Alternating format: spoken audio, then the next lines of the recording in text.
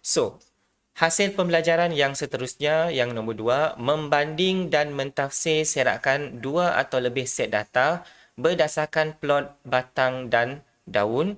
Itu adalah yang pertama, plot batang dan daun. Dan yang kedua, plot titik.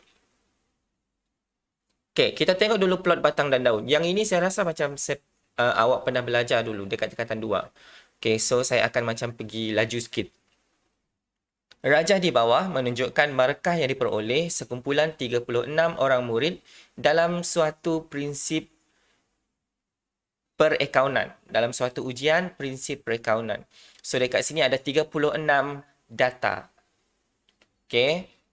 Markah murid yang pertama, murid yang kedua, murid yang ketiga dan sehingga murid yang ke-36. So dekat sini apa yang dia minta? Kita ungkapkan data ini dalam bentuk plot batang dan daun. Okay, so dekat sini awak pilih batang dia sendiri. Okay, batang dia awak pilih sendiri, awak tentukan sendiri bergantung kepada data awak. So kalau data awak dekat sini semuanya adalah puluh. So awak pilih batang nilai puluh. Sebab awak tengok data dekat sini semuanya adalah puluh. Okay, so dekat sini kalau dia tulis 2 maksudnya 20. Kalau 3 maksudnya 30. Kalau 4, 40. Kalau 5, 50. Kemudian untuk daun adalah nilai sah. Okay, so kemudian kita tengok yang pertama. Dekat sini 27. So kita dekat tadi batang kita ialah 2. So daun kita adalah 7. Maksudnya 27. Kemudian kita tulis 9, maksudnya 29. Okey, sekarang kita tengok 3. 31, 32, 34, 35, 35, 36, 37, 37, 38, 38, 39. Okey, kalau awak nak tulis untuk daun ini adalah dinasihatkan awak tulis mengikut urutan terkecil hingga terbesar. Tujuan dia supaya awak nampak mana kekerapan dia, mana lebih banyak, mana lebih sedikit. Okey, kemudian kita tengok pula untuk 4. 40, so kita tulis sifar-sifar. 41, tulis 1. 42, ada 4. So 2, 2, 2, 2. Maksudnya 42 itu ada 4 kali. Kekerapan dia ialah 4. Kemudian 43, 44, 45, 46, 47, 48, 49. 49 ada 2. So awak tulis 2 kali. Dan yang terakhir adalah bagi batang 5. So daun dia 2, 2, 2. Kita tulis 2, 2, 2. Maksudnya 52 ada 3. Kemudian 53 muncul sekali, tulis 1, 3. 54 tulis 4 sekali. So dekat sini adalah kita punya plot batang dan daun. Untuk batang ini awak tentukan sendiri bergantung kepada kita punya data. Kalau data kita dekat sini dia puluh, awak letaklah puluh. Kalau dia ratus, awak boleh letak ratus juga. Okay?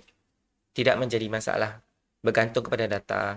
Okay, so dekat sini, apa kesimpulan yang awak boleh buat? Daripada jadual batang dan daun, markah paling kerap ialah dalam julat 40 sehingga 49. Macam mana awak tahu? Awak tengok dekat sini, daripada 40 sehingga 49, paling kerap markah murid-murid dia muncul. So itulah kesimpulan yang kita boleh buat daripada plot batang dan daun. Kita boleh tengok julat mana yang paling banyak, julat mana yang paling sedikit. Awak boleh letak macam itu. Kalau awak tak suka letak markah paling kerap, awak boleh letak markah paling sedikit. Yang paling sedikit ialah di antara 20 sehingga 29. Pun boleh. Tidak menjadi masalah. So ini untuk plot batang dan daun. Okay, semua okey ya? Okay. Okey. Okey, so saya teruskan. So ini adalah plot titik. So yang ini senang sebab awak dah belajar sebenarnya. Okey, plot titik. Data berikut menunjukkan skor yang diperolehi oleh sekumpulan 20 orang murid dalam kuis biologi. So rajah di bawah menunjukkan plot titik untuk data di atas. Setiap titik mewakili satu cerapan. Okey. So ini tadi adalah markah kuis biologi untuk 20 orang. Lepas itu kita nak buat plot titik. Untuk plot titik kita tulis dulu dia punya skala markah. So kita tengok dekat sini ada sifar, ada 1, ada 2, ada 3, ada 4, 5, 6, 7, 8. Kan? So kita tulislah sifar 1, 2, 3, 4, 5, 6, 7 dan 8. Itu adalah kita punya skor. Lepas itu barulah kita kira kekerapan. Sifar. Berapa orang dapat sifar? 1, 2. So kita tulis 1, 2. 1 titik maksudnya 1 cerapan. So kalau 2 titik maksudnya 2 cerapan. So kita tengok markah 1. 1. Sekali sahaja. 2. Ada 2. So 2 kali. 1, 2. 2 titik. Kita tengok 3. Ada 3. So ada berapa titik?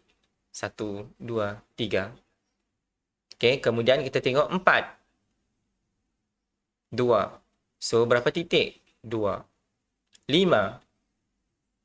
Ada 2 titik. 6. Ada 2 titik juga. 7. Ada 1, 2, 3, 4. Okay, ada 1, 2, 3, 4. So ada 4 titik. Kita lukislah titik dia ada 4. Okay, untuk lukis titik ini dan 8 ada 2. Untuk lukis titik ini, awak mesti buat dia macam ikut susunan macam ini. 1, semua dekat sini. Maksudnya situ semua 1. 2, semua dekat sini. Maksudnya situ semua 2. 3, 3 dekat sini. Dan 4 dekat atas. Okay, ada dinasihatkan ikut skala lah. Kalau awak tulis satu, macam tidak ikut skala nanti dia berterabur. So kalau berterabur awak susah nak kira. Okay. So ini adalah plot titik. So kita boleh juga buat kesimpulan. Apa yang kita boleh buat kesimpulan daripada plot titik ini? Cerapan paling tinggi ialah 8. Maksudnya markah pelajar paling tinggi adalah 8. Manakala cerapan paling rendah ialah sifar. Murid paling ramai mendapat skor 7. Untuk plot titik ini macam lagi banyak kita boleh dapat. Sebenarnya untuk plot batang dan daun tadi pun awak boleh buat macam ini juga. Okay? Kalau awak macam perasan lah. Semua kita punya kesimpulan ini kita boleh buat berdasarkan kita punya tadi, apa itu? Data yang kita wakilkan. Kalau kita wakilkan dalam plot batang dan daun, macam yang kita dah tengok tadi. Yang ini adalah plot titik. Okay, untuk plot titik ini guna kertas graf. Nak guna nak guna daun pula. Nak guna kertas A4 biasa pun boleh. Tapi awak lukislah skala dia. Yang ini buat lurus lah. Okay. Jangan macam berterabur. Yang penting jangan terabur lah. Yang penting jangan terabur. Tujuan statistik ini adalah supaya kita nak susun. Okay. So kita tengok contoh. Membanding dan mentafsir dua set data berdasarkan plot batang dan daun. So kita nak membanding. So maksudnya dekat sini ada dua set data. Okay, data berikut menunjukkan markah ujian sejarah bagi kelas 4 Sakura dalam ujian bulan April dan Mei. So ini adalah markah bulan April dan ini adalah markah bulan Mei. Maksudnya ini adalah markah murid yang sama. Berapa ramai ni? 1, 2, 3, 4, 5. So ada 30 orang. So dekat sini macam mana kita nak buat kedua-dua set data ini dalam satu plot batang dan daun. Boleh sebenarnya. Kalau awak nak membuat perbandingan. So kita buat macam ini. Yang tengah ini adalah kita punya. Yang tengah ini adalah batang. Batang ini awak boleh tentukan sendiri. Macam yang kita tengok contoh tadi. So dekat sini saya tentukan nilai puluh. Sebab saya punya data dekat sini adalah semua puluh. So saya tengok nilai terkecil adalah 32. Dekat sini 34. So saya letak 3. Maksudnya 30. Dan nilai yang terbesar adalah 77. So nilai yang terbesar dekat sini saya letak batang 7. Okey, kemudian saya carilah untuk bulan April. Yang sebelah kiri ni adalah untuk bulan April dan sebelah kanan ini adalah untuk bulan Mei. Okey, untuk bulan April 32, 35, 35, 39. So bila awak tulis dia ke kiri. Sebab data kita sekarang di sebelah kiri. So dia ke kiri. 2, 5, 5, 9. Okay, dia bermula daripada rendah sehingga yang paling tinggi. So untuk 4 pula. 4, 1, 4. Oh banyak ni. Okay, so kita tulis juga. Dari kiri ke kanan ikut nilai terendah dan tertinggi. 1, 1, 2, 3, 3, 4, 4, 6, 8, 8, 9. Ikut tadilah berapa yang awak jumpa. 1, 1, 2, 3, 3, 4, 4, 6, 8, 8, 9. 5, 1, 3, 4, 4, 6, 8, 8, 8. Okay, 1, 3, 4, 4, 6, 8, 8, 8. Tulis balik dekat sini daun. Okay, itu adalah daun. Kemudian 6, sifar 1. So, sifar 1. 7 ni, 7 ni biarkanlah. Sebab untuk bulan April ini kita tidak ada data batang 7. So, kalau tidak ada awak biarkan sahaja. Tak perlu letak sifar, tak perlu. Okey, so untuk bulan Mei pula kita guna cara yang sama. So 48, tulis daun 48. So tulis 40, 40, 43, 46, 46, 49. So kita tulis daunnya sifar 3, 6, 6, 9. Untuk 5, 52, 53, 55, 55, 55, 59, 59. Kita tulis daun dia 2, 3, 5, 5, 5, 9, 9. Sama juga untuk 60. Kita tulis daun dia 3, 5, 6, 8, 8, 9. Kemudian untuk 7 pun sama juga. 1, 3, 5, 7. Okey, siap. Ini adalah kita punya plot batang dan daun. Okey tak laju sangat. Yang ini awak sudah tengok sebenarnya. Saya rasalah. Okey. So, kemudian seterusnya kita mentafsir. Bila kita nak mentafsir, kita membuat kesimpulan. Daripada plot batang dan daun yang kita dah buat ini tadi, apa kesimpulan yang kita boleh buat? Awak tengok dekat sini.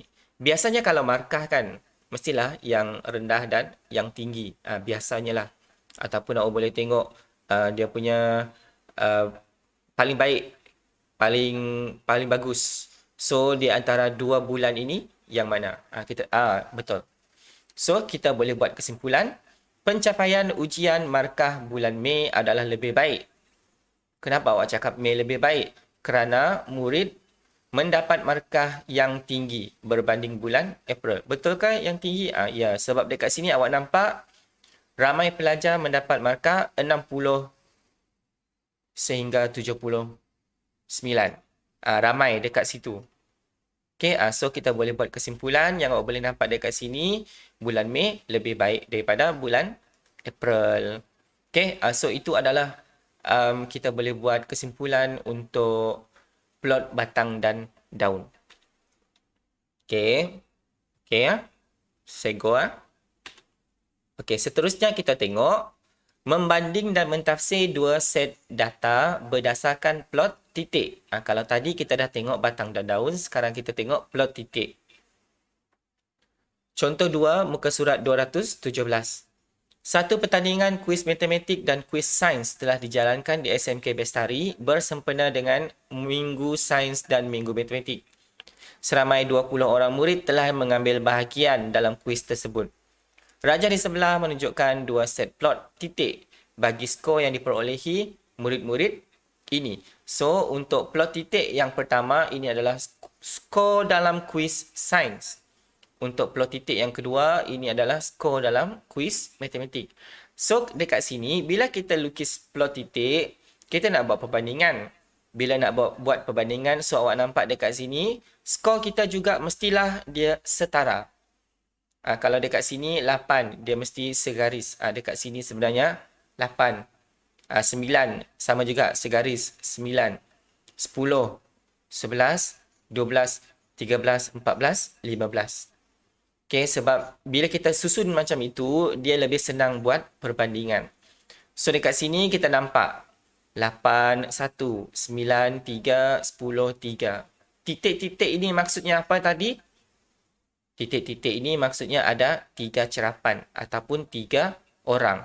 So, dekat sini untuk kuis sains, yang paling tinggi adalah 11. Kemudian untuk kuis matematik, yang paling tinggi adalah 12. Maksudnya dekat sini paling ramai murid mendapat 12. Ada berapa orang? 1, 2, 3, 4, 5, 6. Macam itu cara kita buat perbandingan. So, ini tadi kita punya plot titik. Soalan yang pertama. Data manakah yang menunjukkan serakan lebih besar? Berikan justifikasi anda.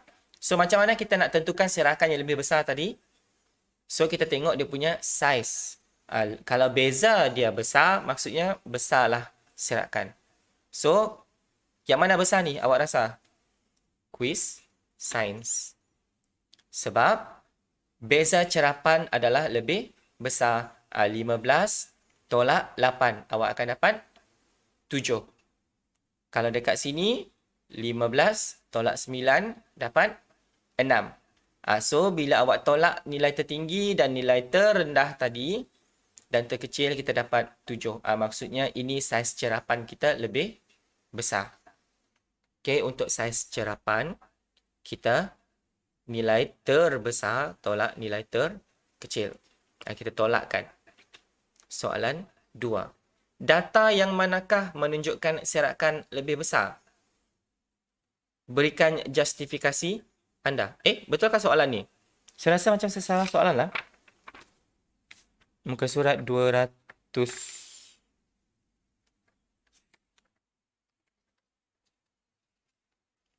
Kuis yang manakah mempunyai beza cerapan yang lebih tinggi? Yang ini copy paste ni. Kuis yang manakah mempunyai beza cerapan yang lebih tinggi? So, beza cerapan. Tadi kita dah kira. So, kuis sains mempunyai beza cerapan yang lebih tinggi iaitu 7. Kan tadi kita dah tolak kan? Nilai terbesar 15, nilai terkecil 8. So, dapatlah 7. So, itu adalah kita punya serakan. Kita punya beza cerapan. Okay, yang ini salah ni. Soalan ni salah. Jangan risau. Nanti saya edit balik untuk dalam nota. Dan soalan 3. Antara skor kuis sains dan skor kuis matematik, pencapaian yang manakah lebih baik? Dia mesti akan tanya soalan macam ini. So, awak tentukan sendiri. Tadi saya sudah sebut sebelum kita bincang penyelesaian ini tadi. Yang mana awak rasa lebih baik? Kuis matematik yang lebih baik. Sebab untuk matematik, inilah dia punya jawapan. Kuis matematik adalah lebih baik kerana kebanyakan cerapan tertumpu pada bahagian kanan plot titik. So, dekat sini kita boleh letak sebelah kanan plot titik. Maksudnya ramai yang dapat dekat bahagian ini. Untuk plot titik, belah kanan atau belah kiri. Untuk plot batang dan daun tadi, yang lebih banyak. Okay. Terus tengok kesimpulan. Sekejapnya. Ya, tak sampai pun 1 jam. Okay, kesimpulan. Yang pertama, sukatan serakan ialah satu set data sukatan kuantitatif. Bila dia kata kuantitatif, maksudnya itu awak boleh kira.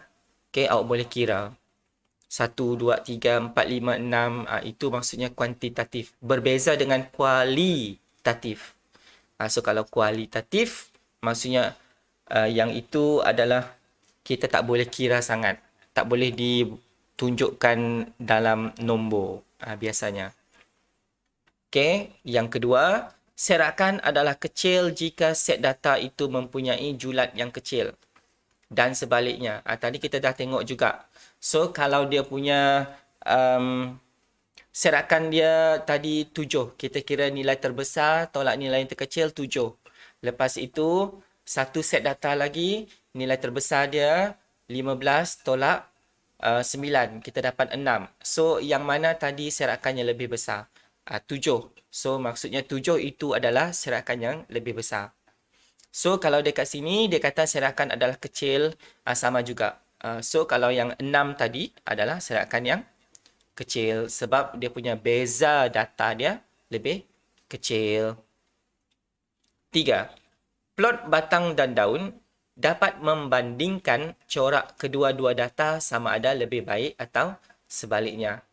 Lebih baik atau sebaliknya tu kita tengoklah macam tadi untuk kuis sejarah bulan April dan bulan Mei. Bila kita susun batang dia 3, 4, 5, 6, 7. Kemudian kita susun daun dia, kita dapati ujian sejarah bulan Mei, daun dia banyak dekat batang 6 dan batang 7. So maksudnya dekat situ markah sejarah bulan Mei adalah lebih baik berbanding April. Okay, nanti awak tengok balik nota kita. Kemudian untuk plot titik dapat membandingkan serakan, kekerapan, cerapan di sebelah kiri atau kanan set. Macam plot titik tadi pula, kita tengok serakan dan cerapan. Serakan itu maksudnya tadilah kita punya saiz besar ke, kecil ke. Okay. Lepas itu, kalau titik tadi, kiri dan kanan. Kalau dia punya data itu lebih tertumpu kepada sebelah kanan plot titik, itu kita boleh buat kesimpulan juga itu adalah lebih baik. Boleh tidak menjadi masalah.